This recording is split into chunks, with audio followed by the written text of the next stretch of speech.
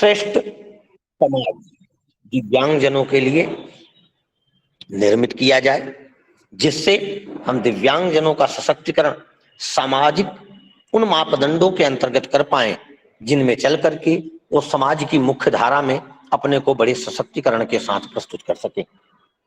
समाज में जब किसी विशेष वर्ग का सशक्तिकरण सबसे श्रेष्ठत्व भाव की तरफ अग्रसित किया जाता है, तो उसके लिए उससे संबंधित प्रत्येक पहलुओं को यह जागृति प्रदान करना, प्रत्येक पहलुओं को यह स्थापित करना सबसे आवश्यक हो जाता है कि समाज का प्रतिवर्ग, समाज का एक एक पक्ष जो दिव्यांगजनों के हितार्थ अपनी सेवाओं को प्रदान कर रहा है, वह पूरी तन्मयता के साथ दिव्यांगजनों तक अपने जुड़ाव को सुनिश्चित करे।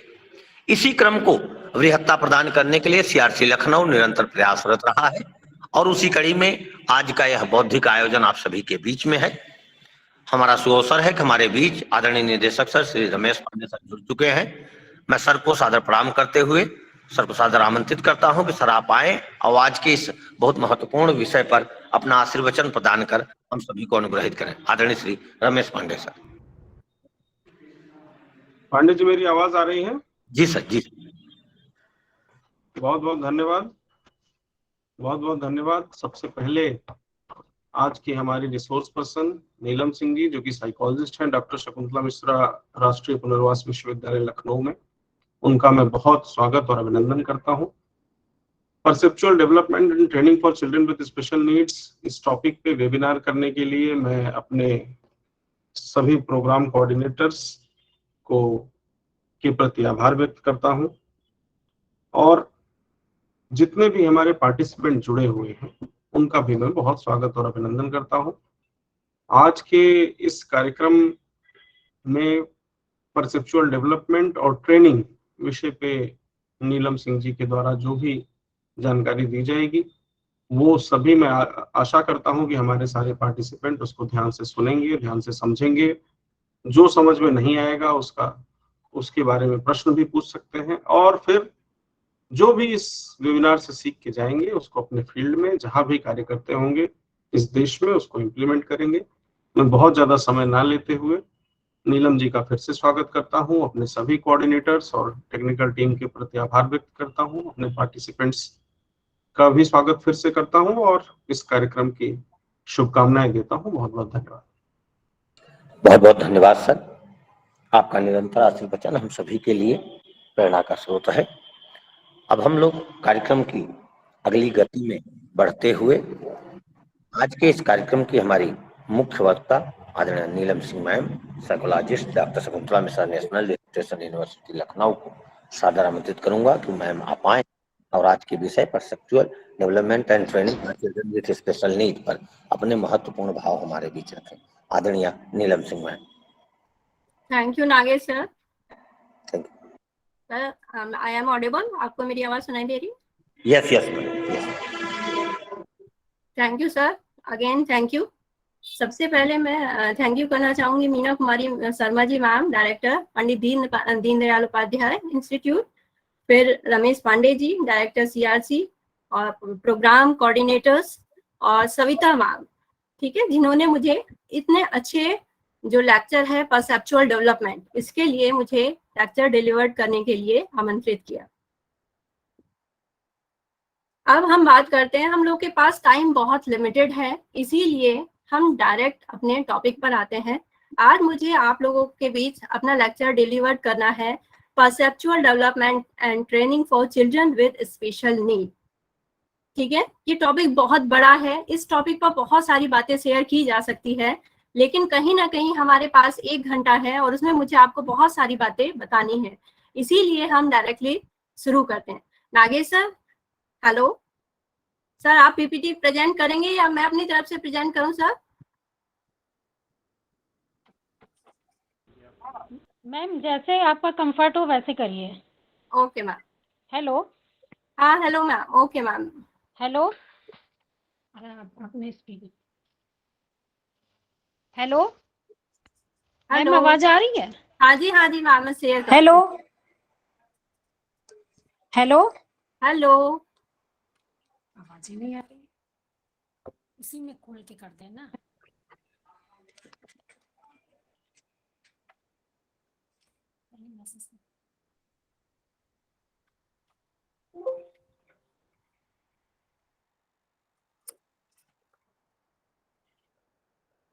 Hello,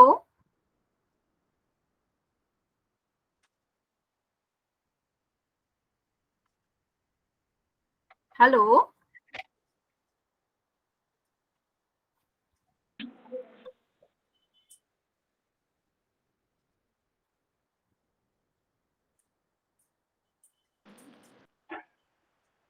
hello. यस मैम, आपकी आवाज आ रही है। आ रही है? मेरी आवाज आ रही है? Yes ma'am. बेटा आप लोग को पीपीटी दिखाई दे रहा है? नो मैम, ये नहीं दिख रहा है। Okay okay. No ma'am.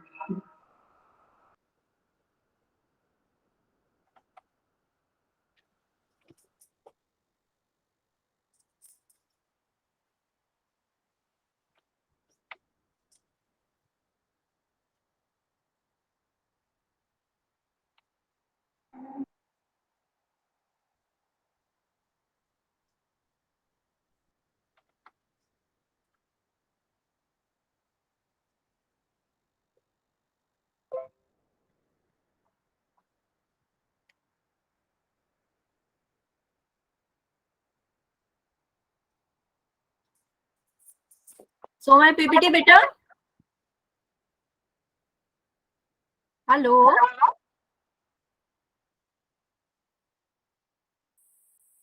Hello. Show नहीं हो रहा है। मैम, सो हो रहा है बेटा? नो मैम, शो नहीं हो रहा है। आवाज आ 1 रही है। Minute, 1 minute, 1 minute.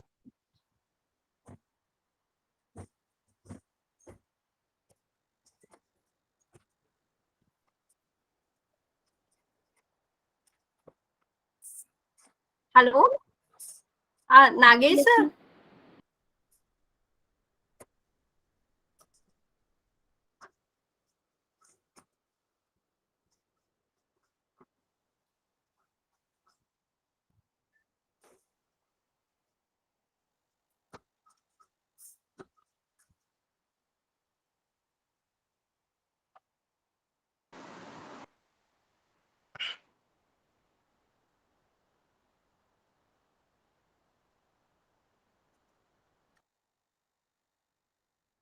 हेलो बेटा, अब आपको शो हो रहा है?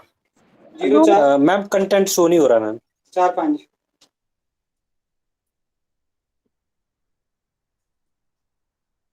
सविता मैम।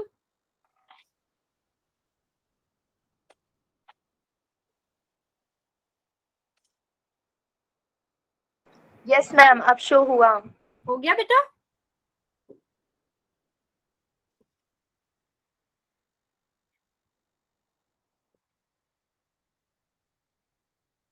आपको मेरा पीपीटी शो हो रहा है बेटा?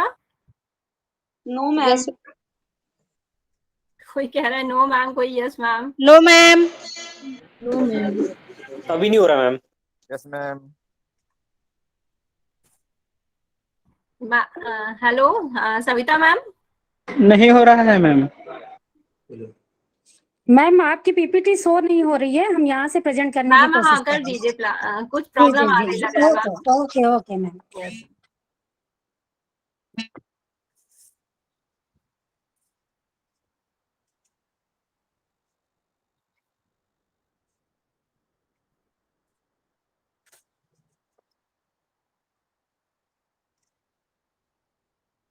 चलिए, पीपीटी नहीं सो रहा है, जब होगा तब बात करते हैं। अब हम बात करते हैं, क्योंकि हमारे पास टाइम बहुत कम है। आपने देखा होगा कि टॉपिक हमारा है परसेप्चुअल डेवलपमेंट। तो आई एम ऑडिबल बेटा? Yes ma'am. तो यस मैम, ऑडिबल है मैम। परसेप्चुअल डेवलपमेंट को हम थोड़ा सा हम पहले बेस बनाते हैं कि होता क्या है परसेप्चुअल डेवलपमेंट। सबसे पहले जब परसेप्शन की हम बात करते हैं, परसेप्शन या प्रत्यक्षीकरण की बात करते हैं, तो सबसे पहला उसका पॉइंट क्या होता है? उसका फर्स्ट स्टेप होता है सेंसेशन। सेंसेशन यानी कि संवेदना, जो कि हमारे 5 संवेदी क्या है, अंग हैं। उनके माध्यम से हम क्या करते हैं, वातावरण की जो इंफॉर्मेशन प्राप्त करते हैं, वो हमारा क्या कहलाता है, सेंसेशन कहलाता है। ठीक है? जैसे कि आप देख रहे हैं, हमारे स्मेल है, टेस्ट है, टच है, विजन है और हियरिंग है। ये हमारे बेसिक क्या होते हैं, 5 सेंसरी ऑर्गन्स होते हैं जिनके माध्यम से हम क्या करते हैं, परसेप्शन करते हैं। तो परसेप्शन का सबसे पहला स्टेप होता है सेंसेशन, यानी कि जब हमारे सामने कोई वातावरण में उद्दीपक है उसके बारे में हमें पता चलता है। यानी कि मान लीजिए मेरे सामने क्या है, एक पर्सन है, तो मैंने उसे देखा, ये मेरा क्या हुआ, सेंसेशन हुआ, कि मुझे फील हुआ कि मेरे सामने एक व्यक्ति खड़ा है। लेकिन कहीं ना कहीं हम इस इन लिमिटेड इंफॉर्मेशन से ही क्या करते हैं, संतुष्ट नहीं होते हैं। तो कहीं ना कहीं हम बात करते हैं फिर किसकी, कि अब इसे क्या मीनिंग दिया जाए। यानी कि जो पर्सन है वो मेल है या फीमेल है, या मोटा है या छोटा है, ठीक है। जब हम ये सारी चीजें देखते हैं कि गोरा है कि काला है, ठीक है, तो ये प्रोसेस क्या कहलाती है, हमारी सेंसेशन कहलाती है, सॉरी परसेप्शन कहलाती है। सेंसेशन में हमें पता चलता है कि हमारे सामने कोई क्या है, स्टिमुलस है। स्टिमुलस कोई भी हो सकता है, ठीक है। और जब हम उसे मीनिंग देते हैं, उस इंफॉर्मेशन को ऑर्गेनाइज करने लगते हैं और इंटरप्रेट करने लगते हैं, तो ये क्या हो जाता है, परसेप्शन कहलाता है। Next slide ma'am, next slide please. ठीक है, तो जैसे कि मैंने आपको बताया, तो सबसे फर्स्ट स्टेप सेंसेशन, हम सुन भी सकते हैं, ये भी हमारा आवाज कोई हमें सुनाई देती है, ये हमारा सेंसेशन है। जब हम देखते हैं कि आवाज कैसी है, किसी मेल की है, फीमेल की है, उसकी पिच हाई है, लो है, तो ये क्या है, ये सब परसेप्शन कहलाता है। ठीक है मैम, प्लीज नेक्स्ट स्लाइड। देखिए, अब हम बात करते हैं प्रोसेसिंग ऑफ एनवायरमेंटल इंफॉर्मेशन। कहीं ना कहीं हम बात करते हैं जब कि हमारे सामने क्या है, उद्दीपक है। उद्दीपक कहाँ से मिला, एनवायरमेंट से। सबसे पहली जो प्रोसेस होती है वो होती है सेंसेशन, संवेदन। यानी कि हमारे 5 सेंसरी ऑर्गन्स जो काम करते हैं वो हमारा क्या कहलाता है, सेंसेशन। फिर उसके बाद आप देख सकते हैं सेंसेशन के बाद क्या है, अटेंशन। ठीक है, आपने देखा होगा कि आप अगर रूम में बैठे हैं, अब भी आप क्या है, वेबिनार अटेंड कर रहे हैं। उस वेबिनार अटेंड करने में हो सकता है आप क्लासरूम में बैठे हो सकता है किसी रूम में बैठे हैं। तो यहाँ पर आपको किस पे फोकस करना है, मेरी आवाज पर फोकस करना है। तो ये क्या हुआ, अटेंशन। ठीक है, आपने जब अटेंशन यानी कि मेरी आवाज पे फोकस किया, तब आप क्या कर रहे हैं, आपके दिमाग में आएगा कि क्या हुआ, कि मैम की आवाज सही सुनाई दे रही है, उनके कॉन्सेप्ट सही से क्लियर हो रहे हैं, मैम का फोटो दिखाई दे रहा है कि नहीं दिखाई दे रहा है। ठीक है, तो यानी कि आप पूरी तरह से किस पर केंद्रित है, मेरे लेक्चर पर या मेरी आवाज पर, या जो मेरा फिगर आपको दिखाई दे रहा है उस पर पूरी तरह से केंद्रित है। तो ये प्रोसीजर होता है अटेंशन। उसके बाद क्या होता है, परसेप्शन आता है। ठीक है, परसेप्शन में क्या है, परसेप्शन को सिंपल भाषा में कह सकते हैं कि जब हम वातावरण से मिलने वाली किसी इंफॉर्मेशन को क्या करते हैं, अपनी तरीके से ऑर्गेनाइज करते हैं। ठीक है, सेलेक्ट करते हैं, ऑर्गेनाइज करते हैं और इंटरप्रेट करते हैं। तो ये क्या कहलाता है, ये परसेप्शन कहलाता है। ठीक है, परसेप्शन के बाद हमारा इमेज फॉर्मेशन होता है। ठीक है, इमेज फॉर्मेशन के बाद हम क्या करते हैं, कॉन्सेप्चुअलाइजेशन करते हैं, जो कि हमारे डिपेंड करता है, हमारे पास्ट एक्सपीरियंसेस हो सकते हैं। ठीक है, हमारे पूर्व अनुभव क्या है, उसके आधार पर हम कॉन्सेप्चुअलाइजेशन करते हैं। और लास्ट में जो प्रोसीजर होता है वो होता है कॉन्सेप्ट फॉर्मेशन। ठीक है, तो अब हम कह सकते हैं कि कहीं ना कहीं परसेप्चुअल डेवलपमेंट क्या होता है, कि परसेप्चुअल डेवलपमेंट सिंपल भाषा में कह सकते हैं कि जब हम एनवायरनमेंट से कोई इंफॉर्मेशन क्या करते हैं, सेलेक्ट करते हैं, उसे क्या करते हैं, इंटरप्रेट करते हैं, ऑर्गेनाइज करते हैं। ठीक है, और ये किस लिए करते हैं, ताकि हम अपने एनवायरनमेंट से अडेप्ट कर सकें अच्छी तरह। क्योंकि अगर हम एनवायरनमेंट में अडेप्ट नहीं करेंगे तो कहीं ना कहीं हमें सर्वाइवल की प्रॉब्लम फेस करनी पड़ेगी। तो यहाँ पर जो परसेप्चुअल डेवलपमेंट है, और हमारा टॉपिक क्या है, कि कहीं ना कहीं हम ऐसे बच्चों को ट्रेनिंग देंगे जो क्या है, ठीक है। तो सबसे पहले आपको देखना है, इस फ्लो चार्ट में आपको दिखाई दे रहा होगा, हम परसेप्चुअल प्रॉब्लम की बात कर रहे हैं। तो यानी कि जब प्रॉब्लम परसेप्शन तक ही आएगी, अगर परसेप्शन में ही बाधा है तो ना ही इमेज फॉर्मेशन हो पाएगा, ना ही कॉन्सेप्चुअलाइजेशन हो पाएगा, और ना ही कॉन्सेप्ट फॉर्मेशन हो पाएगा।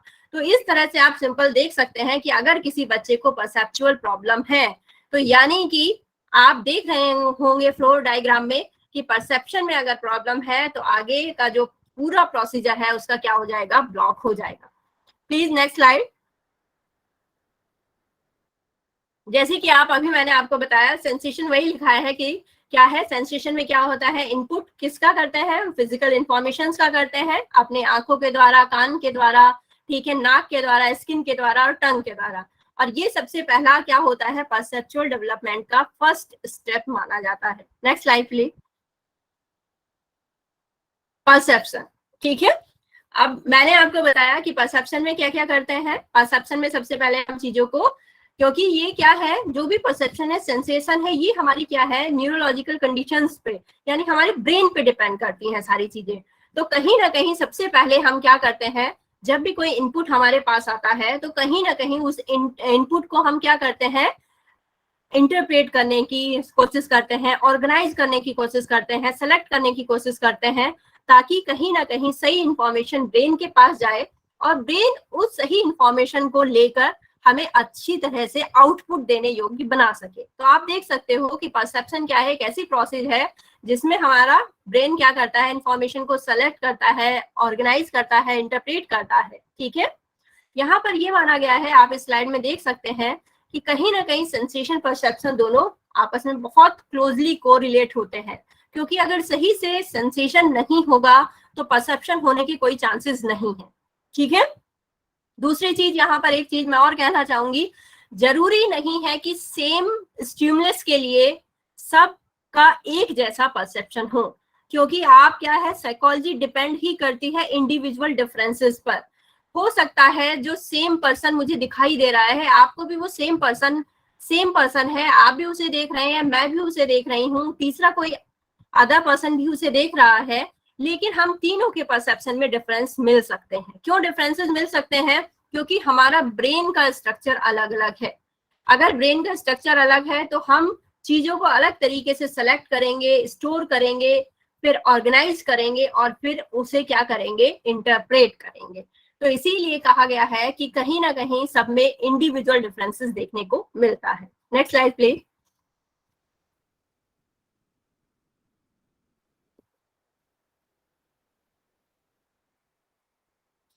ठीक है, तो यही मैंने अभी आपको बताया कि परसेप्चुअल डेवलपमेंट क्या है। तो कहीं ना कहीं परसेप्चुअल डेवलपमेंट क्या है कि how children start taking in, interpreting and understanding sensory input, ये हमारा क्या कहलाता है, परसेप्चुअल डेवलपमेंट। और ये माना जाता है कि परसेप्चुअल डेवलपमेंट की अगर हम बात करते हैं तो कहीं ना कहीं बाय बर्थ बच्चे में परसेप्शन होता है, ठीक है। परसेप्शन क्यों होता है, क्योंकि सेंसेशन होता है, सेंसेशन है तो परसेप्शन है, ठीक है। आपने देखा होगा कि मैंने अभी आपको बताया कि हम आंखों के द्वारा देखते हैं, कानों के द्वारा सुनते हैं। तो आपने सुना होगा कि जब मदर के किसमें गर्भ में बच्चा होता है तो कहीं ना कहीं लास्ट के जो 2 मंथ होते हैं, यानी कि 7 मंथ के बाद से ये माना जाता है कि बच्चा धीरे धीरे सुनना शुरू कर देता है, यानी कि उसमें ऑडिटरी परसेप्शन की शुरुआत हो गई है। उसी तरह से ये माना जाता है कि जब बच्चा बर्थ लेता है तो बच्चे में क्या होता है, विजुअल परसेप्शन शुरू हो जाता है। विजुअल परसेप्शन शुरू तो हो जाता है, लेकिन एक बच्चे, एक चाइल्ड के परसेप्शन में, विजुअल परसेप्शन में और एक अडल्ट के परसेप्शन में डिफरेंसेस देखने को मिलते हैं। क्यों मिलते हैं, क्योंकि बाय बर्थ जब बच्चा पैदा होता है तो यानी कि जब उसका परसेप्शन है तो उसका जो आई का स्ट्रक्चर है वो भी उतना मैच्योर नहीं होता है, साथ ही उसकी ब्रेन भी उतना मैच्योर नहीं होता है। तो कहीं ना कहीं जो क्या माना जाता है, विजुअल एक्टिविटी, वो कहीं ना कहीं बच्चे और एडल्ट में विभिन्नताएं देखने को मिलती हैं, दोनों की अलग अलग होती है। इसी कारण हम कह सकते हैं कि बच्चा उतना स्पष्ट ढंग से नहीं देख पाता है पैदा होने के तुरंत बाद जितना कि एक अडल्ट देख सकता है। लेकिन हम ये नहीं कहेंगे कि बच्चे में क्या नहीं होता है, परसेप्शन नहीं होता है। इसी तरह से बहुत अध्ययनों द्वारा ये साबित हो चुका है कि बच्चे को स्मेल भी आती है जैसे ही वो पैदा होता है, बच्चे को टच का अनुभव भी होता है। तो इसीलिए हम कह सकते हैं कि परसेप्चुअल डेवलपमेंट की शुरुआत कहाँ से होती है कि कुछ सेंसेस में हमारी क्या होती है, प्रीनेटल पीरियड से ही स्टार्ट हो जाती है, और कुछ क्या होती है, जन्म के बाद से भी हम देख सकते हैं परसेप्चुअल डेवलपमेंट। परसेप्चुअल डेवलपमेंट यानी कि बच्चा जब इस संसार में आता है किस तरह से वो चीजों को यानी कि इंफॉर्मेशन को लेता है, ठीक है, वातावरण से किस तरह से उनकी व्याख्या करता है, उन्हें समझने की कोशिश करता है, ये बच्चे का क्या होता है, परसेप्चुअल डेवलपमेंट होता है। और अगर परसेप्चुअल डेवलपमेंट नहीं हुआ तो कहीं ना कहीं बच्चा क्या है, जिस नए संसार में आएगा उसमें अनुकूलन स्थापित नहीं कर पाएगा, और साथ ही साथ अगर अनुकूलन नहीं हो पाएगा तो वो ढंग से सर्वाइव नहीं कर पाएगा। ठीक है, ये होता है perceptual development. Next slide please. अब आप देखिए, ये आपके सामने एक नया वर्ड है, गेस्टाल्ट थ्योरी। ठीक है, हम पहले इस पे नहीं जाएंगे, हम पहले बात करते हैं। मान लीजिए अगर हम अपनी बात करें या आपकी बात करते हैं, अगर आप क्या कर रहे हैं, आपके सामने कोई स्टिमुलस है तो आप उसे क्या देखते हैं, किसी न किसी फॉर्म में देखते हैं, किसी न किसी ऑर्गेनाइज फॉर्म में देखते हैं। मान लीजिए आपके सामने कोई पर्सन खड़ा है तो आप पर्सन का ये नहीं देखते कि आपने पहले एक कान देख लिया, उसकी एक नाक, उसकी नाक पे आपका फोकस है, या सिर्फ उसकी आईज पे फोकस है, या सिर्फ उसके लेग पे फोकस है। ठीक है, कहीं ना कहीं हमने पर्सन देखा, पर्सन को क्या देखते हैं हम, संपूर्ण रूप से एज ए होल देखते हैं। ठीक है, ये क्या होते हैं, ये परसेप्चुअल ऑर्गेनाइजेशन कहलाता है। और जो परसेप्चुअल ऑर्गेनाइजेशन है, वो जो उसके नियम है, प्रिंसिपल्स हैं, वो किसने दिए थे, वो गेस्टाल्ट अप्रोच कहलाता है। गेस्टाल्ट का मतलब ये है, गेस्टाल्ट जर्मन वर्ड है, और कहीं ना कहीं इसका मतलब होता है कि हम चीजों को उसके पार्ट में न देखकर उसके संपूर्ण रूप से देखते हैं। संपूर्ण रूप से, जैसे मैंने आपको एग्जांपल दिया कि जब भी हम किसी पर्सन को देखते हैं तो हम ये नहीं देखते कि आप उसका एक कान देख लिया, उसका नाक देख लिया, उसकी जीभ देख ली, कि उसके हैंड देख लिए, कि लेग देख लिए। हम परसीव क्या करते हैं, हमारे सामने एक पर्सन खड़ा है, तो इसे हम गेस्टाल्ट अप्रोच कहते हैं। ठीक है, गेस्टाल्ट अप्रोच। ठीक है, गेस्टाल्ट अप्रोच की कुछ नियम्स होते हैं, और वो नियम हमें ये बताते हैं, वो समझने में मदद करते हैं कि जो बच्चा है उसका परसेप्शन कैसे होता है। परसेप्शन कैसे होता है मतलब चीजों को वो कैसे संगठित रूप में देखता है। क्योंकि जब भी हम परसीव करते हैं, आप अगर मुझे अभी परसीव कर रहे हैं तो आप मुझे, ठीक है, आपको मेरा हो सकता है फेस ही दिखाई दे रहा है, तो आप ये नहीं देख रहे हैं कि मैं एक एक पार्ट आप मेरा देख रहे हैं। ठीक है, ऐसे हो सकता है आपके सामने बहुत स्टिमुलस हो अभी आपके रूम में, तो अगर हम देखते हैं तो उन्हें ऑर्गेनाइज फॉर्म में देखते हैं। ये क्या कहलाता है, ये परसेप्चुअल ऑर्गेनाइजेशन कहलाता है। और ये क्या है परसेप्चुअल ऑर्गेनाइजेशन, ये कहीं ना कहीं गेस्टाल्ट अप्रोच की देन है। और गेस्टाल्ट अप्रोच का कहना है कि हम चीजों को संपूर्ण रूप से देखते हैं, ना कि पार्ट में। ठीक है, अब आप यहाँ देख सकते हैं कि जो हमारा ये गेस्टाल्ट अप्रोच है, ये क्या है, कई सारे प्रिंसिपल्स पर निर्भर करता है। सबसे पहले है प्रिंसिपल ऑफ प्रॉक्सिमिटी। ठीक है, प्रॉक्सिमिटी का मतलब होता है नियरनेस कह सकते हैं, यानी कि जो चीजें हमें समय और स्थान में नजदीक दिखाई देती हैं उन्हें हम सबसे पहले परसीव करते हैं। ठीक है, नेक्स्ट स्लाइड में इसके कुछ फिगर्स भी दिए हैं तो आप उसे और अच्छी तरह से समझ सकते हैं। ठीक है, प्रॉक्सिमिटी का मतलब आप ये समझ सकते हो, ठीक है, जैसे आप अभी रूम में बैठे हैं तो रूम में आपके नियर में कौन सी चीजें हैं, आपके प्रॉक्सिमेट कौन सी चीजें हैं। हो सकता है आपका दूसरा फ्रेंड बैठा हो आपके सामने, या हो सकता है टेबल हो, या हो सकता है चेयर हो, या लैपटॉप हो। तो जो चीजें हमारे आसपास नजदीक होती हैं उसे हम जल्दी परसीव करते हैं, इसे प्रिंसिपल ऑफ प्रॉक्सिमिटी कहते हैं, उस पर हमारी नजर जल्दी जाती है। दूसरा है प्रिंसिपल ऑफ क्लोजर। ठीक है, यहाँ पर क्या माना जाता है कि ये ह्यूमन टेंडेंसी होती है कि जब हम चीजों को परसीव करते हैं तो हम संपूर्ण रूप से परसीव करते हैं। संपूर्ण रूप से क्या है, मान लीजिए मैं अभी आपके सामने एक ट्रायंगल बनाऊं, उस ट्रायंगल को मैं क्या करूं, बीच बीच में से कट कर दूं थोड़ा सा। मान लो मैंने उसकी जो भुजाएं हैं वो इरेज कर दी थोड़ी थोड़ी दूरी पर। लेकिन अगर मैं आपसे पूछूंगी कि बच्चों आपको क्या दिखाई दे रहा है, तो आप कहेंगे कि मैम ट्रायंगल दिखाई दे रहा है। तो क्यों दिखाई दे रहा है, ये प्रिंसिपल ऑफ क्लोजर की वजह से दिखाई देता है कि हमारा जो माइंड है वो कहीं ना कहीं अपने आप से जो वो ब्लैंक फिगर है उसे क्या करता है, कंप्लीट करता है। तो इसीलिए हम जब भी चीजें देखते हैं, मान लीजिए हम फिल इन द ब्लैंक्स भी करते हैं, या और बहुत सारी चीजें हैं, कुछ चीजें हो सकता है टूटी हो किसी तस्वीर की, या हो सकता है कुछ इरेज हो, ठीक है, तब भी हम क्या करेंगे, हम पूरी संपूर्ण रूप से उसे परसीव करते हैं। ये हमारा क्या है, प्रिंसिपल ऑफ क्लोजर कहलाता है। ठीक है, तीसरा है प्रिंसिपल ऑफ सिमिलैरिटी, समानता का नियम। यानी कि जो चीजें समान होती है हम उन्हें एक ग्रुप में बहुत जल्दी परसीव कर लेते हैं। ठीक है, मान लीजिए आपके सामने क्या है, आपके आसपास चेयर्स हैं बहुत सारी, तो आपने चेयर का एक ग्रुप बना लिया क्योंकि सारी चेयर एक जैसी होंगी क्लासरूम में। अगर टेबल है तो टेबल का आपने एक ग्रुप बना लिया क्योंकि क्या है, सिमिलरिटीज है। जो भी चीजें सिमिलर होती हैं हम उन्हें एक ग्रुप में परसीव करते हैं। ठीक है, नेक्स्ट है principle of continuity. Principle of continuity हमें ये बताता है कि जब भी हम चीजों को परसीव करते हैं तो हमेशा निरंतरता में परसीव करते हैं। ठीक है, मान लीजिए इसका सबसे बेस्ट एग्जांपल है, मान लीजिए आप कार ड्राइव कर रहे हैं, आपके पीछे एक आगे वाला चल रहा है और एक पीछे वाला भी चल रहा होगा।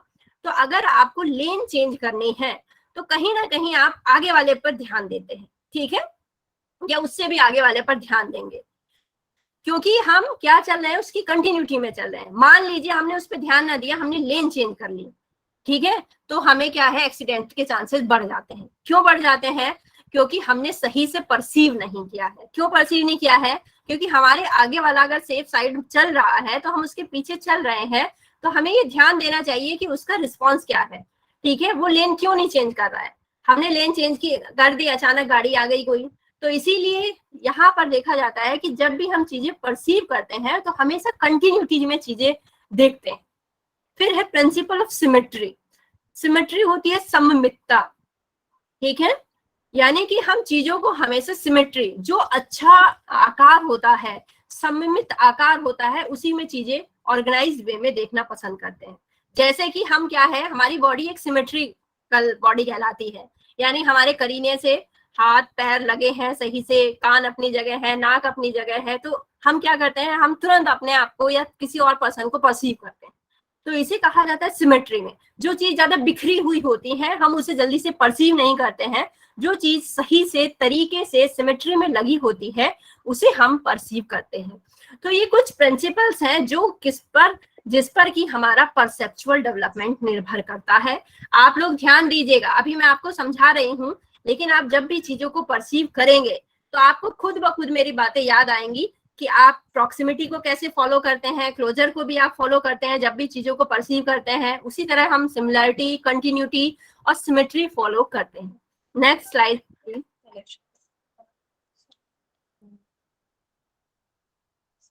देखिए इसमें आप लॉ ऑफ क्या है, सिमिलरिटीज है। ठीक है, आप देख रहे होंगे सारे डॉट डॉट जो दिखाई दे रहे हैं रेड और ब्लू कलर है, लेकिन अगर आप ध्यान से देखोगे तो आप दो ग्रुप में पाएंगे इसे। ठीक है, उसी तरह आप देख रहे हैं कंटिन्यूटी में, उसी तरह आप क्लोजर का नियम देख रहे हैं, प्रॉक्सिमिटी देख रहे हैं, दो चीजें प्रॉक्सिम है ना, नियर है, तो आप सारे क्या होते हैं, ये परसेप्चुअल ऑर्गेनाइजेशन के प्रिंसिपल्स होते हैं। और अगर हम इसे फॉलो नहीं करेंगे तो हमारा परसेप्शन डिस्टॉर्टेड परसेप्शन कहलाएगा। कहीं ना कहीं हम हर चीज में, चाहे कोई भी वस्तु है, आप देखिएगा, आप मुझसे बाद में भी कांटेक्ट कर सकते हैं, लेकिन आप जब भी चीजें परसीव करते हैं आप देखिएगा इन सारे लोग इन चारों पांचों प्रिंसिपल्स के आसपास ही घूमते रहते हैं। हमारा परसेप्शन क्या है, इन्हीं के द्वारा डिटरमाइन होता है। ठीक है, नेक्स्ट स्लाइड। अब इसी गेस्टॉल्ट अप्रोच की एक और देन है, आप लोगों ने हो सकता है सुना भी होगा, जिसे कहा जाता है फिगर ग्राउंड परसेप्शन। ठीक है, फिगर ग्राउंड परसेप्शन की इन्होंने बात की थी। और फिगर ग्राउंड का मतलब ये है कि जब भी हम कोई चीज देखते हैं तो कहीं ना कहीं जो चीज हमें स्पष्ट दिखाई देती है वो क्या कहलाता है, फिगर कहलाता है, और उसकी जो पीछे वाली चीजें होती हैं वो ग्राउंड कहलाती है। जैसे कि आप देख सकते होंगे, ये मैंने एक डायग्राम इस पीपीटी में डाला है, स्लाइड में आप देख रहे हैं। तो यहाँ पर अगर हम ध्यान से देखेंगे तो आपको दो फेस भी दिखाई देंगे। ठीक है, ब्लैक कलर के आपको दो फेस दिखाई दे रहे होंगे। आप थोड़ा सा ध्यान और लगाओगे तो वो ब्लैक फेस क्या हो जाएंगे, हट जाएंगे, और आपको व्हाइट में दिखाई देगा जैसे एक वेसल रखी हो, यानी कि वास कह सकते हो या गमला रखा हो सिंपल भाषा में। ठीक है, तो यहाँ पर जब हमने देखा है, हम ब्लैक फेस हमारे आंखों के सामने फोकस हो रहा है, तो ब्लैक हमारा क्या है, फिगर है। और जो व्हाइट है उसका बैकग्राउंड है। लेकिन क्या होता है, जब हम किसी भी चीज को देखते हैं तो हम क्या हो जाते हैं, संतृप्त हो जाते हैं, सेटिएटेड हो जाते हैं, तो हमारा ध्यान अपने आप अगले चित्र की ओर चला जाता है या अगली चीज की ओर चला जाता है। तो यहाँ पर जब हम देखते हैं, हम देखना शुरू करेंगे, हमारा परसेप्शन होगा, तो हम क्या है, हमने ब्लैक फेसेस देखे, 2 ब्लैक फेस दिखाई दे रहे हैं, और ज्यादा देर तक हम देखते रहेंगे तो हमें ब्लैक की जगह वो व्हाइट प्रोमिनेंट होगा। इसे फिगर ग्राउंड परसेप्शन कहा जाता है। ठीक है, तो हर चीज में होता है, आप देखिएगा, आप जो भी चीज देख रहे हैं उसमें फिगर ग्राउंड होता है। अगर फिगर ग्राउंड परसेप्शन नहीं होगा तो हम चीजों को अच्छी तरह से परसीव नहीं कर पाएंगे, ना हमें उसमें क्लैरिटी दिखाई देगी, ठीक है, ना ही कहीं ना कहीं कोई सीक्वेंस दिखाई देगा। इसीलिए फिगर ग्राउंड परसेप्शन कहा जाता है कि जो हमारा अटेंशन है वो लिमिटेड होता है। हम जब भी परसेप्शन की बात करते हैं तो सेलेक्टिव अटेंशन की बात करते हैं। सेलेक्टिव अटेंशन यानी कि मैंने इस फिगर को सेलेक्ट किया और मुझे 2 फेस दिखाई दे रहे हैं, ये मेरा सेलेक्टिव अटेंशन है।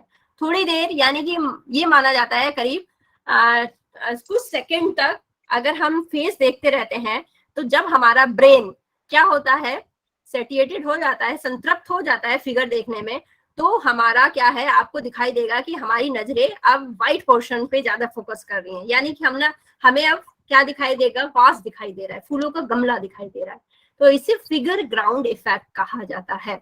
और कहीं ना कहीं ये भी गेस्टॉल्ट की ही एक देन है कि जब भी हम चीजों को देखते हैं वो फिगर ग्राउंड परसेप्शन के रूप में देखते हैं, और जो चीज हमें प्रोमिनेंट होती है वो हमारा फिगर कहलाता है, और उसके पीछे का जो चीज होता है वो बैकग्राउंड कहलाता है। ठीक है, जैसे कि बच्चे आप देखते होंगे, आप ABCD पढ़ना सिखाते हैं या उन्हें 1 2 3 पढ़ना सिखाते हैं, तो कहीं ना कहीं किसी पेज पे लिखा रहता है। अब यहाँ पर हमें क्या करना है, आपको देखना है कि जो लेटर्स हैं वो उनके लिए क्या है, फिगर्स हैं। उन्हें क्या करना है, जो उसके पीछे का बैकग्राउंड है वो क्या करना है, इग्नोर करना है। तो वही चीजें हैं, आप देखेंगे आगे चलकर मैं आपको बताऊंगी कि किस तरह से फिगर ग्राउंड कहीं ना कहीं मदद करता है परसेप्चुअल डेवलपमेंट में। तो लेकिन सिंपल सा ये समझिए कि फिगर ग्राउंड क्या है, कि जब भी हम परसीव करते हैं तो जो चीजें प्रोमिनेंट होती हैं, जो चीजें हमें दिखाई दे रही हैं प्रोमिनेंट, वो हमारा फिगर कहलाता है, और उसके पीछे का सारा क्या कहलाता है, बैकग्राउंड कहलाता है। इसे फिगर ग्राउंड इफेक्ट कहा जाता है। ठीक है, नेक्स्ट स्लाइड प्लीज।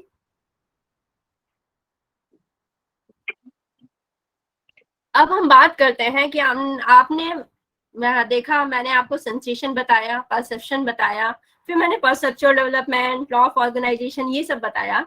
इन्हें कुछ फैक्टर हमारे प्रभावित करते हैं। देखिए, मैंने बहुत लिमिटेड यहाँ फैक्टर्स की बात की है, लेकिन इसके अलावा भी फैक्टर्स होते हैं। ठीक है, सबसे पहले हम बात करते हैं कि हमारा परसेप्चुअल डेवलपमेंट नीड्स और मोटिव्स द्वारा प्रभावित होती है। नीड्स यानी हमारी आवश्यकताएं, और मोटिव यानी कि हमारा क्या अभिप्रेरक है, मोटिव है। ठीक है, इसका बेस्ट एग्जांपल मैं आपको दे सकती हूँ। मान लीजिए कि ठीक है, आप अभी लेक्चर क्या कर रहे हैं, मेरा लेक्चर सुन रहे हैं, लेकिन आप में से किसी को बहुत ज्यादा भूख लगी है। ठीक है, तो कहीं ना कहीं आपका परसेप्शन डाइवर्ट होगा। आप कहीं ना कहीं आपके दिमाग में ये चल रहा होगा कि शायद कुछ खाने को मिल जाए, या बाई चांस आप अपने घर में हैं। ठीक है, तो आपके सामने बहुत सारी चीजें होंगी, आप पढ़ भी रहे होंगे, लेकिन कहीं ना कहीं आपकी नीड क्या है उस टाइम, क्या खोज करना, क्या परसीव करना, खाना। ठीक है, तो आप हो सकता है उठ के उसके पास जाएंगे, किचन में जाएंगे, ढूंढेंगे। ठीक है, या क्या है, हो सकता है आपके लिए कोई लेके आए। तो कहीं ना कहीं क्या होती है, हमारी जो आवश्यकताएं होती हैं यानी नीड्स होती हैं, वो हमारे परसेप्शन को प्रभावित करती है। ठीक है, हम चले जा रहे हैं रास्ते में, हम बहुत भूखे हैं, तो कहीं ना कहीं हमारी रास्ते में बहुत सारी दुकानें मिलती हैं, आपको देखते हैं, हो सकता है स्टेशनरी शॉप हो, हॉस्पिटल्स भी हो सकते हैं, मेडिकल शॉप्स भी होते हैं, लेकिन हम भूखे हैं। हमारी निगाहें किसे खोजती हैं, कोई रेस्टोरेंट मिल जाए या ग्रोसरी शॉप मिल जाए या क्या है, और मतलब होटल वगैरह, तो हमारी निगाहें, हमारा परसेप्शन तुरंत उसके पास पहुंच जाता है। तो ये हमारी नीड है जो कि हमारे परसेप्शन को प्रभावित करती है। उसी तरह से सेल्फ कॉन्सेप्ट होता है। ठीक है, जिस तरह से हमारा अपने प्रति क्या होता है, सेल्फ होता है, जिस तरह से हमारा सेल्फ होता है, उसी तरह से हम चीजों को रिकॉग्नाइज भी करते हैं, उसे इंटरप्रेट करते हैं। इसीलिए मैंने आपको पहले ही बताया है कि कहीं ना कहीं इंडिविजुअल डिफरेंसेस का बहुत बड़ा योगदान होता है परसेप्शन में। ठीक है, person to person perception vary करता है। तो इसीलिए हम ये नहीं कह सकते हैं कि अगर सेम चीज है, दो व्यक्तियों को सेम क्यों नहीं दिखाई दे रही, क्यों नहीं दिखाई देगी, कहीं ना कहीं वो इंडिविजुअल डिफरेंसेस हैं, उनके सेल्फ में, आत्म संप्रत्यय में अंतर होता है, इसीलिए उनमें अंतर उनके परसेप्शन में पाया जाता है। सिचुएशन हो सकती है, सिचुएशन के कारण भी डिफरेंसेस देखने को मिल सकते हैं, ठीक है। और डिसेबिलिटी सबसे बड़ा, जो कि हम आगे बात करेंगे, कि जो हमारी डिसेबिलिटी होती है, एक नॉर्मल पर्सन या एक नॉर्मल चाइल्ड और एक वीआई बच्चे के परसेप्शन में बहुत बड़ा अंतर होता है। उसी तरह से एचआई बच्चे में, आईडी बच्चे में, एलडी बच्चे में बहुत सारे डिफरेंसेस परसेप्शन में देखने को मिलते हैं। तो इसीलिए कह सकते हैं कि हमारा जो परसेप्शन है वो बहुत सारे फैक्टर्स द्वारा क्या होता है, प्रभावित होता है, ठीक है। Next slide.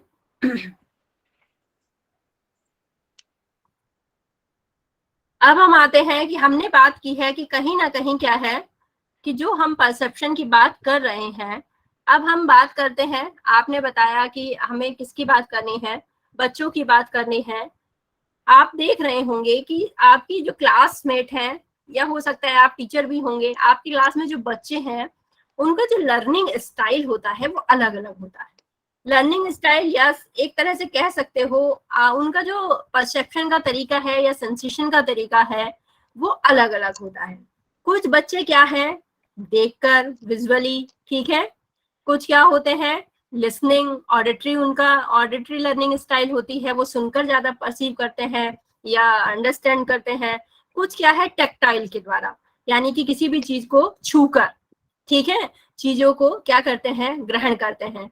और कुछ क्या है, काइनेस्थेटिक होता है, डूइंग एक्शन, यानी कि एक्सपेरिमेंटेशन। आपने देखा होगा कि जो लैब में एक्सपेरिमेंट होते हैं, कुछ बच्चों ने बहुत क्या होते हैं, परफेक्ट होते हैं, कुछ बच्चों को समझ में नहीं आता है। तो परफेक्ट क्यों होते हैं, क्योंकि कहीं ना कहीं उनकी जो लर्निंग स्टाइल होती है वो काइनेस्थेटिक लर्निंग स्टाइल होती है। वो चीजों को कर कर, वो एक्सपेरिमेंट कर कर क्या करते हैं, चीजों को पसंद करते हैं। उसी तरह से जो विजुअल लर्निंग स्टाइल वाले होते हैं, वो चीजों को देख कर करते हैं। देख कर, मान लीजिए आपने क्या किया, ब्लैक बोर्ड पे लिखा, आपने बहुत अच्छे टीएलएम उनके सामने दिखाए, आपने बहुत अच्छे चार्ट दिखाए, तो वो उनके माध्यम से क्या है, अच्छा परसीव करते हैं। उसी तरह से कुछ ऑडिटरी लिसनर होते हैं, कि कहीं ना कहीं आपने देखा होगा आपकी क्लास में कुछ बच्चे ऐसे होते हैं कि वो बिल्कुल भी एक भी शब्द नहीं लिखेंगे, वो सिर्फ सुनते रहते हैं, ठीक है। वो ऑडिटरी लिसनर होते हैं, वो सुनते रहते हैं और कहीं ना कहीं चीजों को ग्रास्प करते रहते हैं, अपनी मेमोरी में स्टोर करते रहते हैं, तो वो ऑडिटरी लिसनर होते हैं। कुछ टेक्टाइल वाले होते हैं। तो इस तरह से हम देख सकते हैं कि जितने भी बच्चे हमारे सामने होते हैं, कहीं ना कहीं उनका क्या होता है, लर्न करने का तरीका अलग अलग होता है। और जब लर्न करने का तरीका अलग होता है, यानी कि वो किस पर निर्भर करता है, वो उनके सेंसेस और परसेप्शन पर निर्भर करता है, कि किस तरह से वो चीजों को सेंस कर रहे हैं, किस तरह से चीजों को परसीव कर रहे हैं। तो इस तरह से हम कह सकते हैं कि कहीं ना कहीं सारे बच्चे अलग होते हैं और उनका क्या है, सेंसेशन का तरीका, परसेप्शन का तरीका, लर्निंग का तरीका सब अलग अलग होता है, ठीक है। Next slide.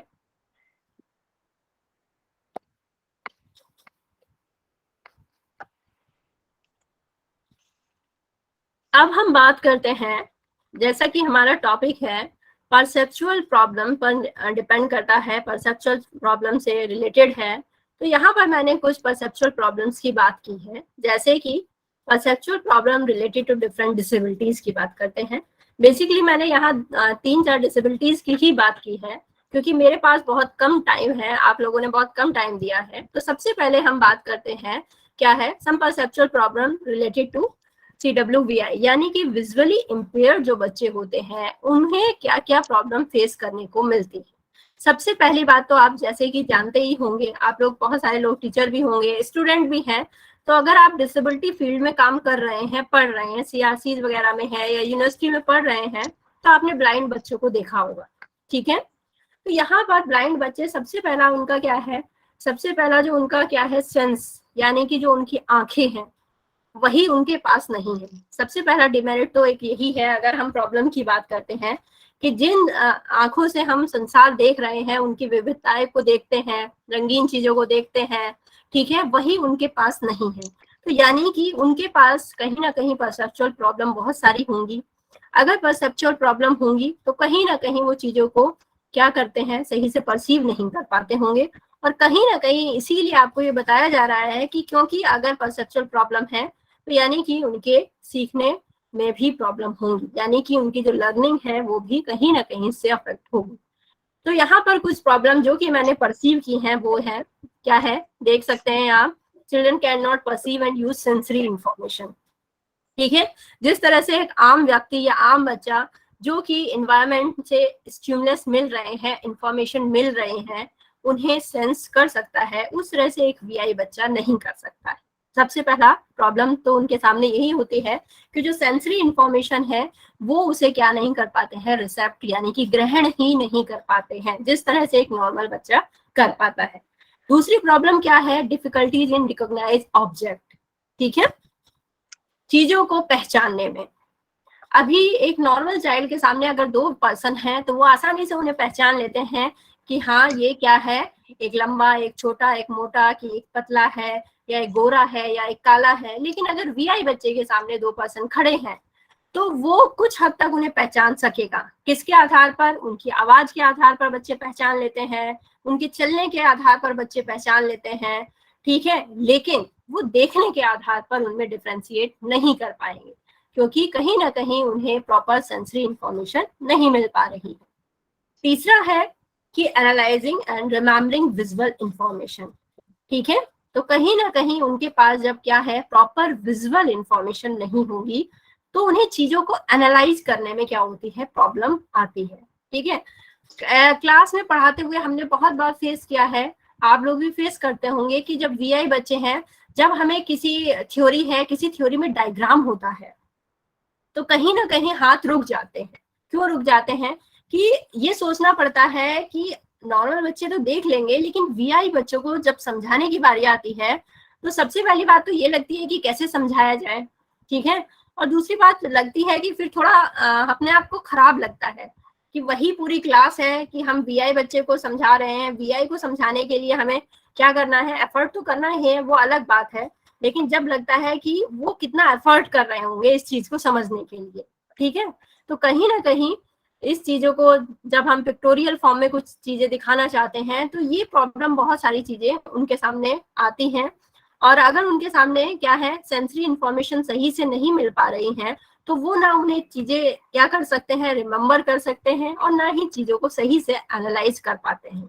ये प्रॉब्लम भी उनमें देखने को मिलती है। नेक्स्ट है मैनिपुलेशन और कंस्ट्रक्टिंग ऑब्जेक्ट, चीजों को मैनिपुलेट करना। ठीक है, तो वही चीजें हैं कि जब चीजें क्या है, उन्हें पता ही नहीं है कि डिफरेंसेस क्या हैं, तो किस तरह से वो मैनिपुलेट कर पाएंगे। तो उनमें चीजों को कैसे मैनिपुलेट किया जाता है, कैसे नई ऑब्जेक्ट फॉर्म किए जाते हैं, उनमें वो चीज क्या है, कमी देखने को मिलती है। और उसी तरह से सबसे मेन जो है, परसेप्शन ऑफ द एनवायरनमेंट।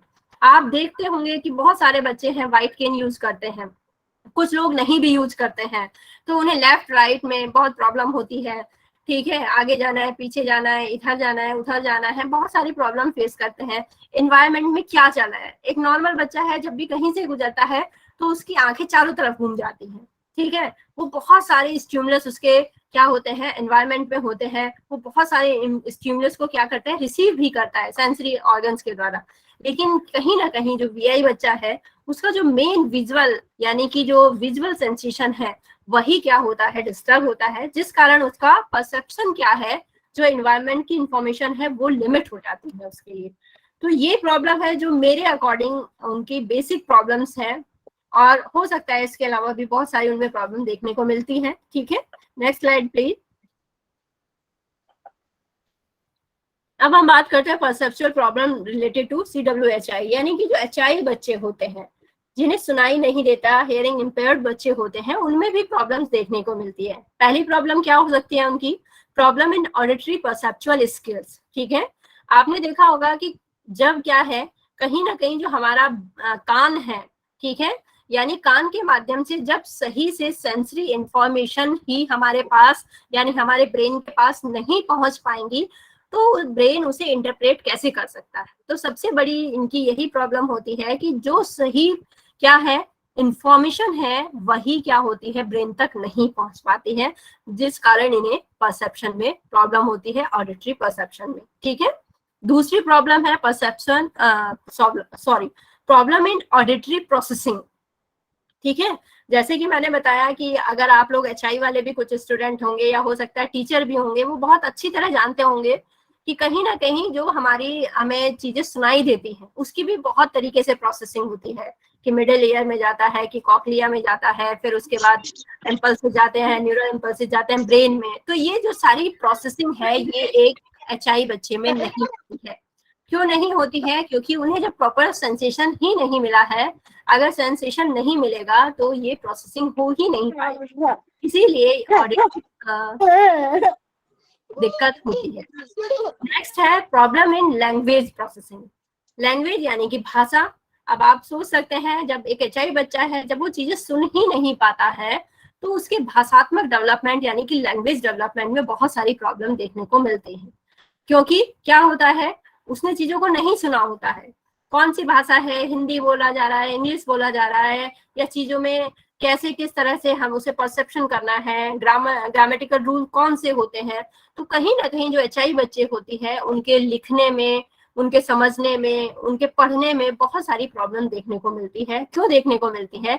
क्योंकि वो चीजों को यानी भाषा को अच्छी तरह से रिसेप्ट नहीं कर पाते हैं, यानी कि ग्रहण नहीं कर पाते हैं, फिर उसे अच्छी तरह से इंटरप्रेट नहीं कर पाते हैं, और फिर उसका सही से एक्सप्रेशन नहीं कर पाते हैं। तो ये प्रॉब्लम एचआई बच्चे फेस करते हैं। Next slide please. अब हम बात करते हैं कि perceptual problems related to CWID, यानी कि जो इंटेलेक्चुअल डिसेबल्ड बच्चे होते हैं उनमें भी कहीं ना कहीं क्या होती है, परसेप्चुअल प्रॉब्लम देखने को मिलती है। क्योंकि मैंने आपको पहले ही बताया था कि जो परसेप्शन है वो पूरी तरह से हमारे ब्रेन पर निर्भर करता है। न्यूरोलॉजिकल कंडीशंस हैं, कहीं ना कहीं हमारी सेंसरी इंफॉर्मेशन है, उन्हें ब्रेन किस तरह से ऑर्गेनाइज इंटरप्रेट करता है, अंडरस्टैंड करता है, वो पूरा डिपेंड करता है हमारा परसेप्चुअल डेवलपमेंट। तो आप देख सकते हैं अगर हम आईडी बच्चों की बात करें तो सबसे मेन प्रॉब्लम तो आईडी बच्चों के ब्रेन में ही होती है। उसी तरह से अगर उनके ब्रेन में प्रॉब्लम है तो कहीं ना कहीं उनमें परसेप्चुअल प्रॉब्लम भी देखने को मिलती है। जैसे कि सबसे पहली प्रॉब्लम मैंने जो आइडेंटिफाई की है वो है लिमिटेड सेंसरी मोटर इंटीग्रेशन, ठीक है। यानी कि जब कहीं उनका सेंसेशन है, जो सेंसरी इंफॉर्मेशन है वो सही से क्या नहीं कर पा रहे हैं, वो एक्सेप्ट नहीं कर पाएंगे, उसे इंटरप्रेट नहीं कर पाएंगे, उनका ब्रेन क्या है उसे अच्छी तरह से इंटरप्रेट नहीं कर पाएगा, तो कहीं ना कहीं जो मोटर क्या होती है, मोटर एक्टिविटीज होती है, उनमें भी प्रॉब्लम देखने को मिलती है। कहीं ना कहीं उनका आई हैंड कोऑर्डिनेशन बहुत पुअर होता है। आपने आईडी बच्चों के साथ अगर डील किया होगा कि उनका आई हैंड कोऑर्डिनेशन पुअर होता है, वे आसानी से क्रेयॉन्स नहीं पकड़ पाते हैं, पेंसिल नहीं पकड़ पाते हैं, बहुत उन्हें प्रैक्टिस करानी पड़ती है, ठीक है। उनका जो अटेंशन होता है वो बहुत पुअर होता है। और आपने बहुत सेकंड स्लाइड में ही देखा था कि परसेप्शन से पहले अटेंशन आता है। अगर अटेंशन पुअर है तो परसेप्शन फिर पुअर होगा ही होगा, परसेप्शन में प्रॉब्लम होगी ही होगी। और लास्ट में इनमें भी लैंग्वेज प्रोसेसिंग की दिक्कत पाई जाती है, क्योंकि कहीं ना कहीं चीजों को हम जो चीजें ग्रहण करते हैं उसे हमारा ब्रेन इंटरप्रेट करता है, ऑर्गेनाइज करता है। तो कहीं ना कहीं आईडी बच्चों में क्या देखने को मिलता है, ब्रेन में ही प्रॉब्लम देखने को मिलती है, ठीक है। उनका आईक्यू लेवल ही क्या होता है, लो होता है, जिसके कारण उनमें भाषात्मक समस्याएं भी देखने को मिलती। Next slide please. अब हम बात करते हैं perceptual problems related to CWLD, ठीक है। यानी कि जो लर्निंग डिसेबल्ड बच्चे होते हैं उनमें परसेप्चुअल प्रॉब्लम भी देखने को मिलती है। और कहीं ना कहीं लर्निंग डिसेबिलिटी का एक टाइप ही होता है परसेप्चुअल डिसेबिलिटीज कहलाता है। जो LD बच्चे होते हैं कहीं ना कहीं उनमें बहुत सारी परसेप्चुअल प्रॉब्लम्स देखने को मिलती हैं। और कहीं ना कहीं में बेसिकली हम 3 टाइप से उनकी प्रॉब्लम्स को क्या कर सकते हैं, क्लासिफाई कर सकते हैं। सबसे पहला होता है उनका विजुअल परसेप्शन डिसऑर्डर, ठीक है, क्योंकि ये एक LD का टाइप है। परसेप्चुअल प्रॉब्लम्स LD का एक टाइप है, डिसेबिलिटीज भी कह सकते हैं, परसेप्चुअल डिसेबिलिटीज। तो सबसे पहला जो डिसऑर्डर हम कह सकते हैं विजुअल परसेप्शन डिसऑर्डर। दूसरा उनमें देखने को मिलता है ऑडिटरी परसेप्शन डिसऑर्डर, और तीसरा होता है काइनेस्थेटिक एंड टैक्टाइल डिसऑर्डर्स, ठीक है। अब हम बारी बारी से इसकी बात करेंगे। Next slide please.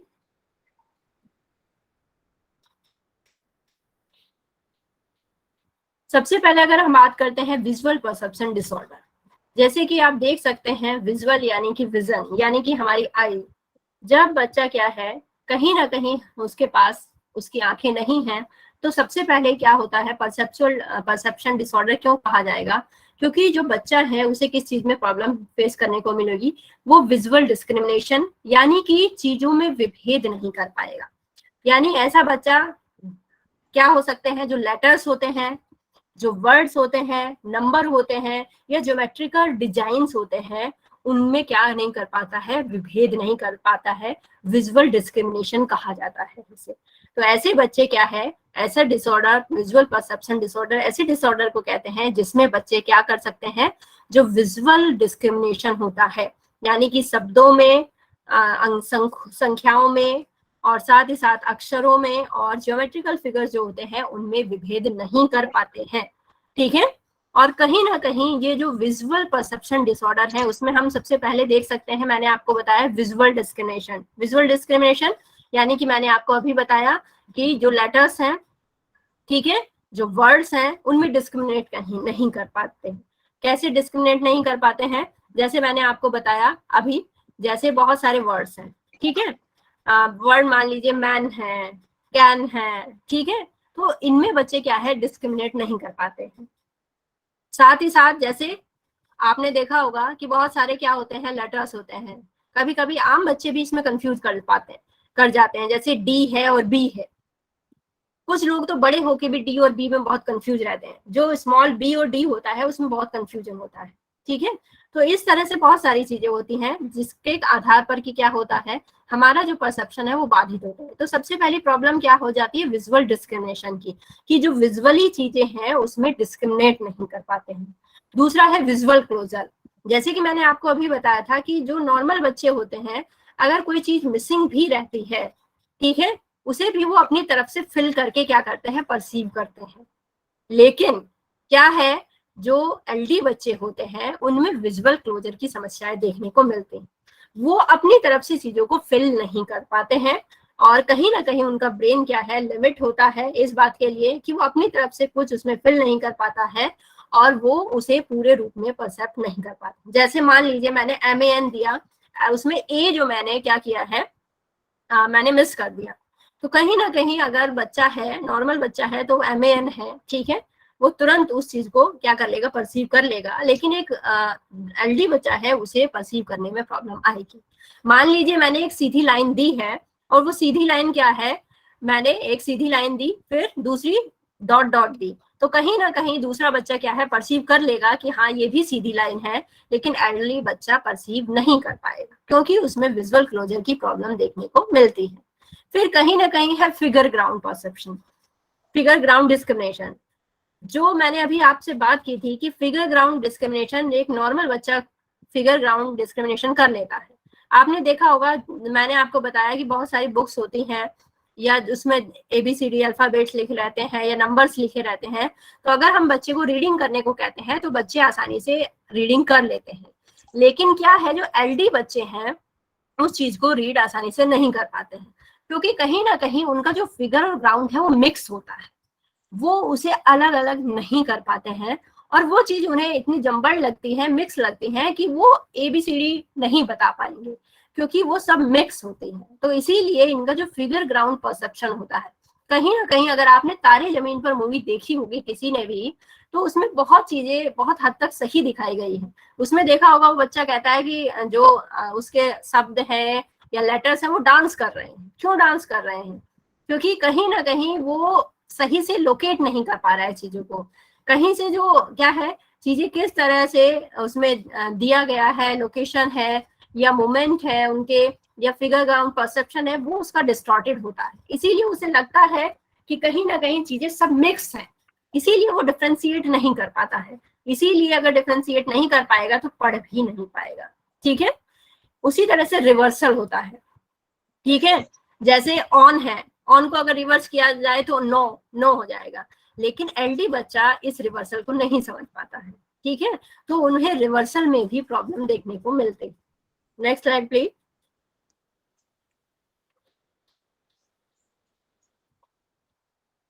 उसी तरह से ऑडिटरी परसेप्शन डिसऑर्डर होता है कि कहीं ना कहीं क्या होता है, यहाँ पर ऐसा परसेप्शन जिसमें कि बच्चे क्या है चीजों को सही से रिकॉग्नाइज नहीं कर पाते हैं और साथ ही साथ उसे इंटरप्रेट नहीं कर पाते।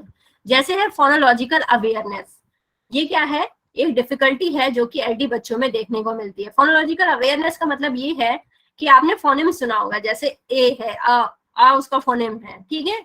उसी तरह से जो एलडी बच्चे होते हैं उनमें क्या होती है, फोनोलॉजिकल अवेयरनेस की कमी होती है, ठीक है। अगर उनसे मैन कहें या कैन कहें या कैट कहें तो यहाँ पर वो अलग अलग फोनेम्स को डिफ्रेंशिएट नहीं कर पाते हैं। किसी का फोनेम्स अलग होगा, कैट होगा यानी कि, है ना, और ए का अलग होगा या टी का अलग होगा। तो इसे कहा जाता है कि वो कहीं ना कहीं जो फोनोलॉजिकल अवेयरनेस होती है उसकी कमी होती है, जिस कारण बच्चे एक ग्रुप में उस कैट को परसीव नहीं कर पाते हैं और ना ही फिर बोल पाते हैं। दूसरा है ऑडिटरी डिस्क्रिमिनेशन, ठीक है। जैसे कि मैंने आपको बताया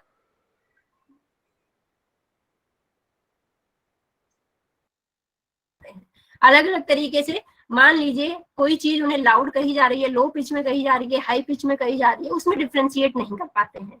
जैसे कोई कैन है, कैट है, ठीक है, या मैन है, कैन है, तो दोनों चीजें क्या है, राइमिंग लग रही है, मैन है, कैन है, तो इसमें भी बच्चे डिफ्रेंशिएट नहीं कर पाते हैं। तो इसे ऑडिटरी डिस्क्रिमिनेशन कहा जाता है।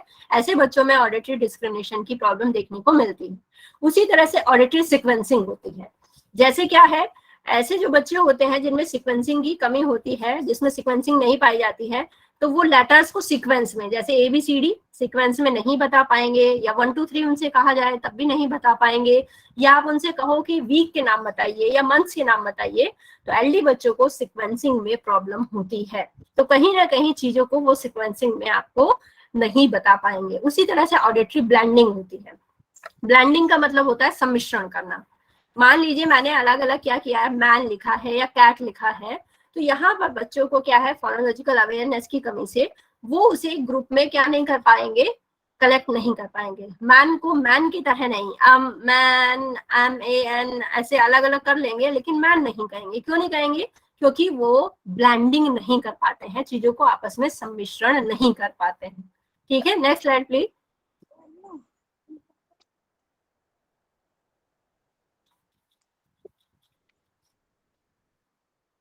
नेक्स्ट काइनेस्थेटिक वाली होगी, नेक्स्ट स्लाइड। हाँ, कहीं ना कहीं ऐसे बच्चों में क्या होता है, टच की, और जो उनका टच होता है, जो सेंसिटिविटी होती है, वो डल्ड होती है। अगर आपने वो मूवी देखी होगी तो आपने देखा होगा जब बच्चा लास्ट में कलर करता है, ठीक है, तो वो प्रॉपरली क्रेयॉन्स नहीं पकड़ पाता है ठीक से, वो अपने पूरे हाथ से कलर करता है। तो कहीं ना कहीं जो उनका टच है या सेंस जो टच वाला है, कहीं ना कहीं वो उसकी सेंसिटिविटी भी ऐसे बच्चों में, एलडी बच्चों में कम देखने को मिलती है।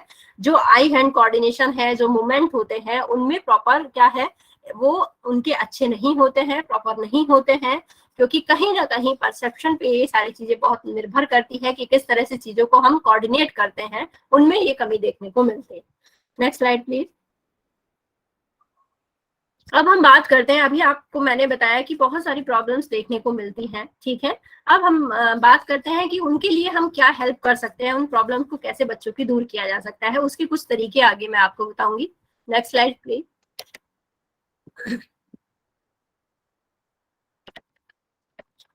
देखिए, यहाँ हम बात करते हैं कि अगर हमें बात करनी है एक जो जिन्हें विजुअल प्रॉब्लम होती है, तो यहाँ पर मैंने आपको दिखाया है, यूज लिखा हुआ है, यूज पेस्ट बोर्ड डिजाइन, ठीक है।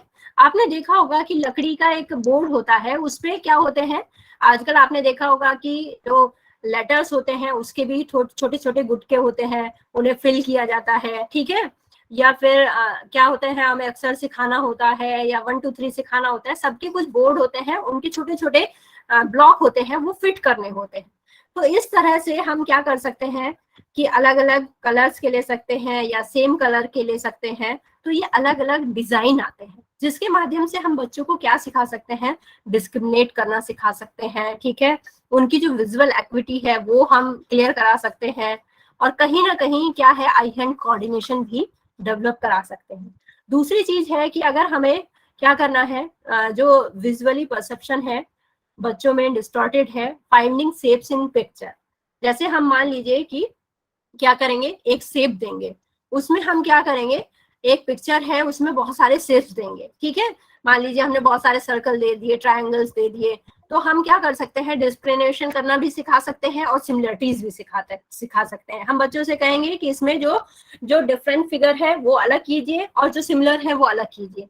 तो इस तरह से आप देख सकते हैं बच्चों में डिस्क्रिमिनेशन बढ़ेगा, सिमिलरिटी बढ़ेगी, किस तरह से चीजें सिमिलर चीजों को ग्रुप में किया जाता है। साथ ही साथ उनका क्या बढ़ेगा कि कहीं ना कहीं सेलेक्टिव अटेंशन भी बढ़ेगी अगर हम इनसे ये कुछ एक्सरसाइज कराएंगे, जैसे क्लासिफिकेशन करना।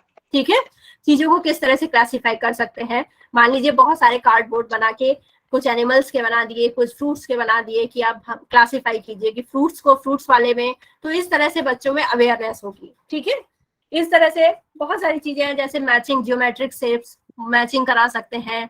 फिर उसके बाद एक एक्टिविटी होती है आइडेंटिफाई मिसिंग ऑब्जेक्ट। मान लीजिए कि क्या है, हमने उसे बहुत सारे क्या किए, बहुत सारे उसमें शेप्स के गुटके रख दिए या ब्लॉक रख दिए। अब उसके बाद क्या है, मान लीजिए एक पजल्स होती है जिसमें मान लीजिए एक फेस पूरा बना होता है, फेस के कुछ पार्ट मिसिंग कर दिए। अब उन बच्चों से कहेंगे कि जो मिसिंग पार्ट्स है उसे फिल कीजिए।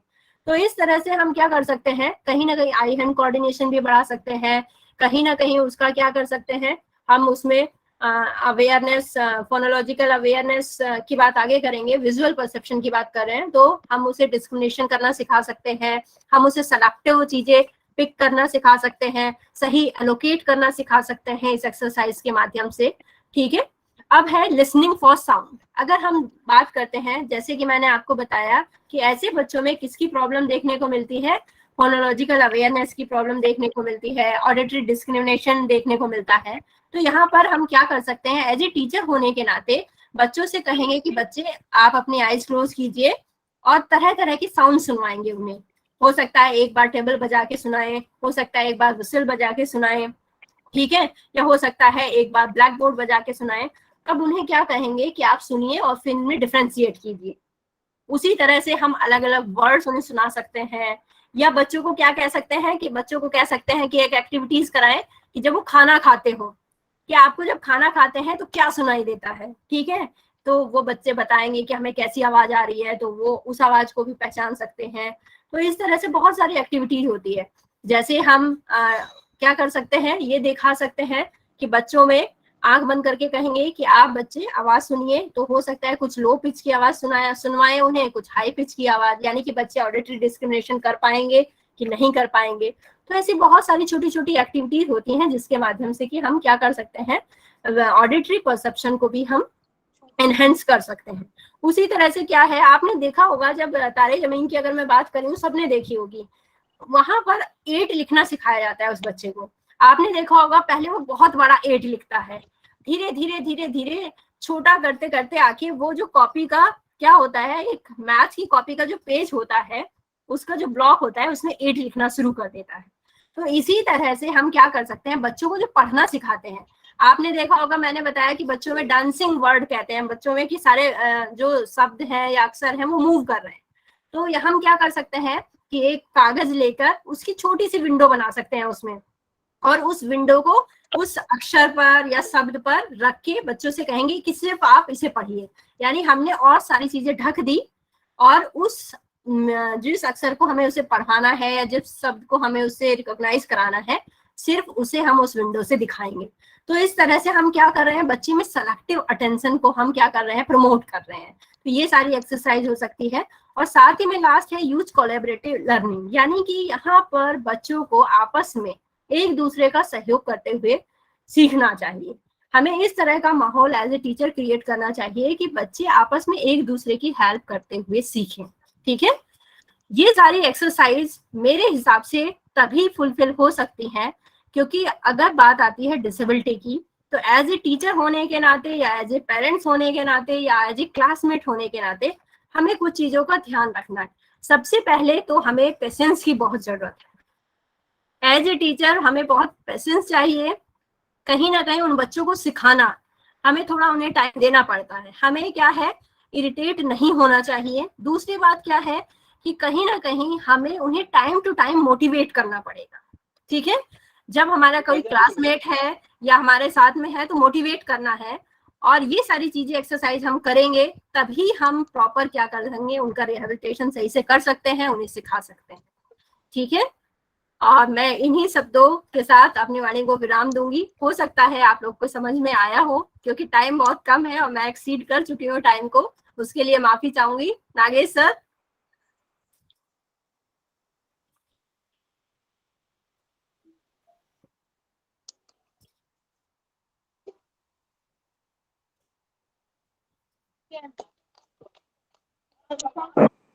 मैडम आपका बहुत बहुत धन्यवाद। आपने बड़े विस्तृत भाव में आज के विषय पर अपने विचार रखे।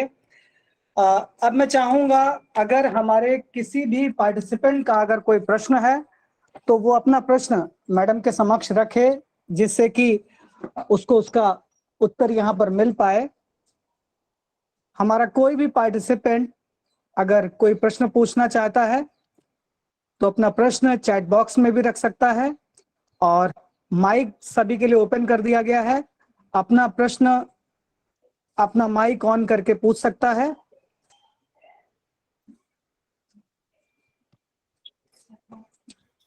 हमारा कोई भी प्रतिभागी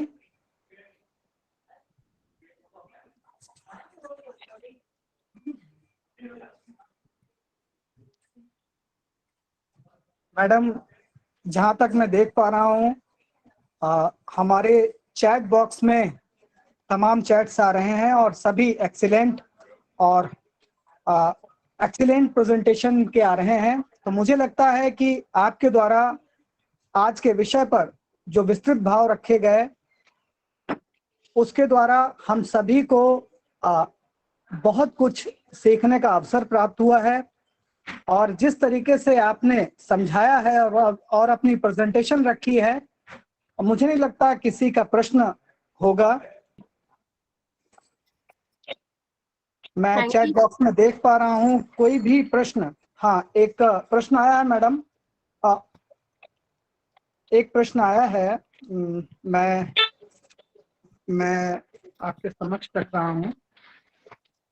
ज्योति का है, autistic children are having auditory processing, how could we can fulfill their needs, please explain।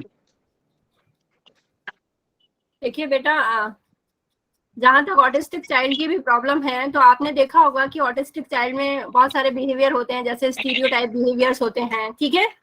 कहीं ना कहीं उनकी जो है पुअर अटेंशन होता है, उनका भी परसेप्शन कहीं ना कहीं डिस्टॉर्टेड होता है। तो जिस तरह से मैंने कहा है, सबसे पहले तो हमें जो भी हम प्रैक्टिसेस करते हैं उसके लिए बहुत पेशेंस की जरूरत होती है। और अगर आप ऑडिटरी परसेप्शन की बात करते हैं तो कहीं ना कहीं हमें उन्हें मोटिवेट करना है। उनका जो अटेंशन डिस्टॉर्टेड है, क्योंकि ऑटिस्टिक चाइल्ड में ज्यादातर आप यही देखेंगे कि कहीं ना कहीं वो एक ही चीज पर ध्यान देते हैं। आपने देखा होगा कोई एक सिंगल टॉय लेते हैं तो उसी में खोए रहते हैं, ठीक है। अगर वो सिंगल अटेंशन दे रहे हैं उसी टॉय में, तो जो स्टिमुलस है, जो एनवायरनमेंट के अदर स्टिमुलस है, वो उन पर ध्यान नहीं देंगे। तो कहीं ना कहीं एज ए टीचर ये आपका काम है कि कहीं ना कहीं आप उनका जो अटेंशन है एक लिमिटेड चीज पर, उस अटेंशन को डाइवर्ट कराइए। यानी कि जो चीजें आपको उसे परसीव करानी है उसकी तरफ उसे मोटिवेट कीजिए, ठीक है। कुछ अट्रैक्टिव चीजें बनाइए, कुछ अट्रैक्टिव चीजें सुनवाइए उसे, ताकि उसका जो अटेंशन है उस एक सिंगल चीज से या ऑब्जेक्ट से हटे। तो इस तरह से अगर उसका अटेंशन अदर थिंग की तरफ, जो कि आप उसे सिखाना जा रहे हैं, इस तरह से कुछ अच्छी अट्रैक्टिव चीजें दिखाइए या सुनवाइए या कुछ एक्सरसाइज कराइए, तो कहीं ना कहीं उसका परसेप्शन भी एनहेंस होगा या सुधरेगा, ठीक है बेटा। Thank you ma'am. आपके द्वारा प्रश्न का उत्तर दिया गया, और मुझे लगता हमारे जिस पार्टिसिपेंट का प्रश्न था उन्होंने भी थैंक यू मैम लिख दिया है। इसका मतलब उन्हें उनके प्रश्न का उत्तर मिल गया। मैडम आपका बहुत बहुत धन्यवाद। अपने व्यस्ततम समय में से आज आपने हम लोगों को इस समय दिया, और आज के विषय पर आपने अपनी विशेषज्ञता हम सभी के समक्ष रखी। हम जरूर कुछ ना कुछ सीख पाए होंगे और जरूर आज के इस वेबिनार से कुछ ना कुछ लेकर जाएंगे, जिससे कि हम इसे अपनी फील्ड में इम्प्लीमेंट कर पाए। अब मैं थैंक्स के लिए, धन्यवाद ज्ञापन के लिए आदरणीय सविता मैडम को आमंत्रित करता हूं कि मैडम आए और आदरणीय नीलम सिंह मैडम का धन्यवाद देकर कार्यक्रम को अग्रसर करें। हेलो। हाँ जी प्रवीण जी बताइए। हाँ नमस्कार सर। जी बताइए। सर बहुत अच्छा लगा आज का जो जानकारी मिली मैम से। सर मैं अभी एक बच्चे को डील कर रहा हूँ, ऑटिस्टिक बच्चा है। हेलो। हाँ सुन रहा हूँ, मैडम भी सुन रही हैं, आप प्रश्न अपना रखिए। हाँ तो सर क्या बोलते हैं उसमें थोड़ा सा वो जो मैम बता रहे थे लिसनिंग फॉर साउंड का जो प्रैक्टिस के लिए, तो इस बच्चे में थोड़ा फियर लेवल है बहुत ज़्यादा, ये डर जाता है जैसे जो हाई पिच जो साउंड्स होता है उसको जब सुनता है बच्चा तो आंखें भी बंद कर लेता है, देन कान भी बंद कर लेता है और शो करते हैं जैसे मैं बहुत डर गया हूँ। तो अभी धीरे धीरे कवर कर रहा है बच्चा, बट मैम थोड़ा सा आप बताएंगे इसके बारे में। Nagesh sir. Madam Nagesh sir नहीं, मैं विकास मिश्रा बोल रहा हूँ। नागेश अच्छा, सर। विकास जी, हाँ, ओके सर। जी जी मैम। विकास जी, हाँ, जो मैंने बताया देखिए आप वो भी कर सकते हैं। इसके अलावा आपको थोड़ा और टाइम मुझसे लेना पड़ेगा या और बातें सिर्फ एक चीज से, या अभी टाइम बहुत कम है, मैं आपको बहुत डिटेल नहीं बता पाऊंगी अभी, क्योंकि कहीं ना कहीं हमारा है ना, आप मुझसे कांटेक्ट कर सकते हैं, शकुंतला मिश्रा यूनिवर्सिटी में ही हूँ मैं, ठीक है। तो थोड़ा सा टाइम देना पड़ेगा, ऐसी कोई चीज नहीं है कि मैं तुरंत आपको बता दूं और बच्चा ठीक हो जाए। तो मैंने आपसे बताया कहीं ना कहीं पेशेंस की बहुत जरूरत है, ठीक है बेटा। तो आप प्रवीण जी बिल्कुल, मैडम ने जैसा बताया है आप ईमेल के माध्यम से सीआरसी लखनऊ से भी कांटेक्ट कर सकते हैं, और doctor Shakuntala Mishra national rehabilitation university की वेबसाइट पर जाकर मैडम का ईमेल लेकर मैडम से भी आप अपना जो भी प्रॉब्लम है वो मैडम के समक्ष रख सकते हैं, मैडम से बात कर सकते हैं। मुझे लगता है कि समय को देखते हुए हमें इस वेबिनार को आगे बढ़ाने की आवश्यकता है, तो मैं आदरणीय सविता मैडम को आमंत्रित करता हूं कि आप आएं और धन्यवाद मैडम का धन्यवाद ज्ञापन कर कार्यक्रम को अग्रसर करें। धन्यवाद विकास जी। सर्वप्रथम मैं नीलम मैडम को धन्यवाद करती हूँ जिन्होंने कितने अच्छे ढंग से कॉग्निटिव डेवलपमेंट से लेकर परसेप्चुअल डेवलपमेंट के स्टेजेस क्या क्या हैं, उसकी स्ट्रेटजीज क्या हैं, जो हमारे चिल्ड्रन विद स्पेशल नीड और उनके साथ काम करने वाले जितने टीचर्स हैं वो बेनिफिट पा सकते हैं। दूसरी बात आपने ये बताया है कि परसेप्शन को कितने हम स्टेजेस से जब लेके जाएंगे तो उसको कैसे परसीव करते हैं, जो चिल्ड्रन विद स्पेशल नीड है, चाहे विजुअल इंपेयरमेंट वाला हो, चाहे आईडी वाला, चाहे ऑटिज्म वाला, उसको कौन कौन सी ऐसे सेंस ऑर्गन्स कैसे काम करते हैं, उनके साथ कैसे हम स्ट्रेटजीज बनाए, इसके बारे में डिटेल से समझाया। और गेस्टाल्ट थ्योरी को लेते हुए उन्होंने पूरे वेबिनार में बहुत अच्छा प्रेजेंटेशन मैडम का रहा, तो इसके लिए मैं पुनः धन्यवाद ज्ञापित करती हूँ मैडम का। और धन्यवाद की श्रृंखला में सर्वप्रथम मैं PDUNI PPD की डायरेक्टर मैडम आदरणीय मीना कुमारी शर्मा मैडम को धन्यवाद ज्ञापित करती हूँ, और धन्यवाद ज्ञापित करती हूँ डायरेक्टर सर CRC लखनऊ के श्री रमेश कुमार पांडे सर का, जिनके ऊर्जावान स्रोत और कुशल नेतृत्व से इस तरीके की नित नए आयाम पर वेबिनार संपन्न हो पा रही है। और धन्यवाद ज्ञापित करती हूँ इस वेबिनार के सभी कोऑर्डिनेटर्स। सर्वप्रथम मैं Shri Rajiv Ranjan sir assistant professor speech and hearing sir का, और Shri Vikas Mishra ji orientation mobility instructor sir का, और श्री नागेश पांडे जी का जो हमारे VI में लेक्चरर हैं, और सीमा मैडम जो ID की लेक्चरर हैं उनका, जिनके समस्त सभी के कोऑर्डिनेशन से ये वेबिनार संपन्न हो पाई है। और इसी श्रृंखला में मैं IT कंसल्टेंट जो हमारे सभी को जोड़ने का काम करते हैं, दूर दराज से जितने प्रतिभागी हैं उनको हम सर्वप्रथम धन्यवाद ज्ञापित करती हूँ। जो भी टेक्निकल ये आती है, प्रॉब्लम्स आती है, उनको सॉल्व करने के लिए भी IT कंसल्टेंट हमारे बहुत अच्छा करते हैं। जो नित नए हमारे यहाँ वेबिनार होती है, सेमिनार्स होते हैं, CRE होती है, सभी में अपना सहयोग प्रदान करते हैं, उनको धन्यवाद ज्ञापित करती हूँ। और सभी रिहैब प्रोफेशनल जो CRC के सभी प्रोफेशनल अपना बहुमूल्य समय प्रदान करते हैं, उनका धन्यवाद ज्ञापित करती हूँ। और धन्यवाद की श्रृंखला में दूर दूर स्थानों से जुड़े हुए सभी वेबिनार में हमारे दिव्यांगजन और दिव्यांगजन के अभिभावक और यह प्रोफेशनल्स और अदर प्रोफेशनल साइकोलॉजिस्ट सभी को हम धन्यवाद ज्ञापित करते हैं। और हमारी ये आशा है कि सभी लोग हमारे साथ इसी साथ जुड़े रहें और CRC के सभी जितनी वेब गोष्ठी होती है उसमें हमारे साथ पार्टिसिपेट ऐसे ही करते रहें और उनकी गौरवमयी उपस्थिति से हमारे ये कार्यक्रम संपन्न हो पाते हैं। आप सभी का धन्यवाद और पुनः आप सभी को धन्यवाद ज्ञापित करती हूँ और नीलम मैडम का भी पुनः धन्यवाद ज्ञापित करती हूँ। आप सभी लोग आप इसमें लेफ्ट हो सकते हैं आज की वेब से।